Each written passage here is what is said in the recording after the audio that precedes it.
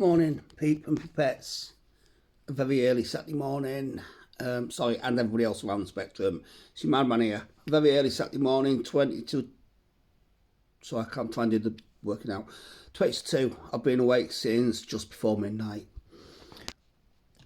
Strange one, this. With all the talk lately, or this week, about the PIP payments, and a lot of people saying, oh, you shouldn't get PIP for depression, or you shouldn't get... And you've got a load of uneducated experts coming out of the woodwork talking about depression isn't real, ADHD isn't real, anxiety isn't... They're not real illnesses, they don't really affect you. And they caveat it with saying, oh, but we understand that not all disabilities are visible, da-da-da-da-da. The same old shit. When people say depression doesn't affect you,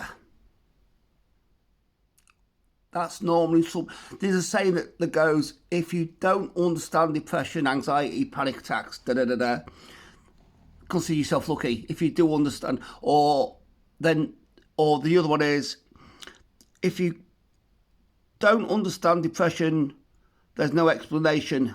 If you understand it, no explanation is needed. I suffer with mental health. I've told you all this before. I did a video on different forms of self-harm, which a couple of people commented that they didn't realise that it wasn't just cutting or whatever, burning. However, my mental health took a hit this past week or two. Well, to be honest, my mental health's been fucked since before Christmas. Well, since turn of year. I've not been able to shake my head.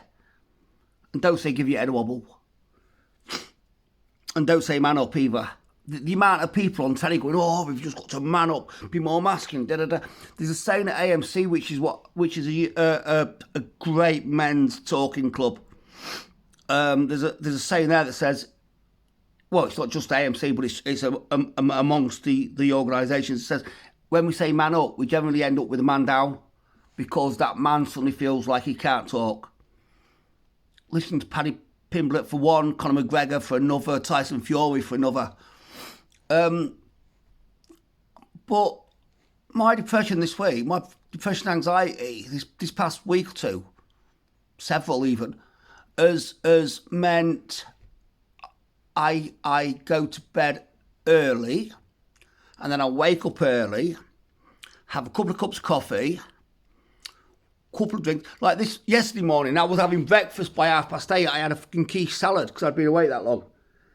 And then you go out into a routine. And when people say, oh, to solve depression, get a job. The problem is, when you've got either clinical or manic, depression, anxiety, whatever, sometimes you wake up and you just can't get out of bed. So you can't have a job because you can't. I used to work in nursing. I've worked in nursing, I've worked in care, I've been a personal trainer years ago. I've done most jobs. I've done land work and everything. But when your depression kicks in, sometimes you don't get out of bed.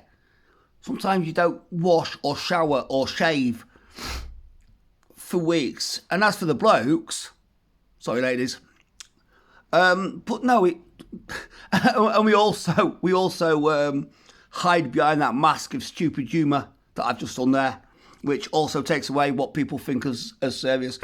But people say get a job. You can't get a job because sometimes I can be functional for weeks and weeks, months and months. And then other times I can't be asked to do anything, and you can't go to work stinking. You can't go to work if you can't get out of bed. You don't change your undies. You don't change your clothes. You don't do anything like that. So all these experts coming out saying depression isn't a real thing and it doesn't really affect people. They need to live with a person. Ask my ex, ask all my exes. They've struggled. The reason they're my exes is because people can't cope with the fact that sometimes you go through periods of time where you're a selfish cunt, you're smelly, you stink, you drink, whatever, and you don't give a fuck about anybody. It's not narcissism. It is, but it's not. It's not narcissism. It's self-loathing, if anything. And what you do is you tend to push people away. And then you end up with exes. So for all these people this week going saying like, oh yeah, the PIP benefit, shouldn't get it for this, shouldn't get it for that, shouldn't do the other, shouldn't da da da. Live with a head. As the late, great Chester Bennington once said in one of his final videos before he took his own life, which was probably the catalyst for it. It was on a radio show, and he said to the radio presenter, he says, this space, it's a bad neighbourhood. When I'm with my friends, when I'm with my family, when I'm with a band, da da da, he says, I'm fine. He said, but when I'm sat alone at home, and I wake up at, like I said, midnight, 1 o'clock, 2 o'clock in the morning, whatever, this space is a bad space, it's a bad neighbourhood. And the radio commentator laughed at him. And if you can find it on YouTube, and if you watch it, you will see at that moment when Chester says, this is a bad space. I don't like being here. I don't like being in this neighbourhood. I don't like being in this place. And the radio presenter laughs at him. You can see Chester's eyes just go black. They just go like, do you know what? I've actually reached out. And if you listen to pretty much most Linkin Park songs and Dead by Sunrise and Grey Days even, I think there was his other two bands, most of his lyrics are depression-based suicide notes.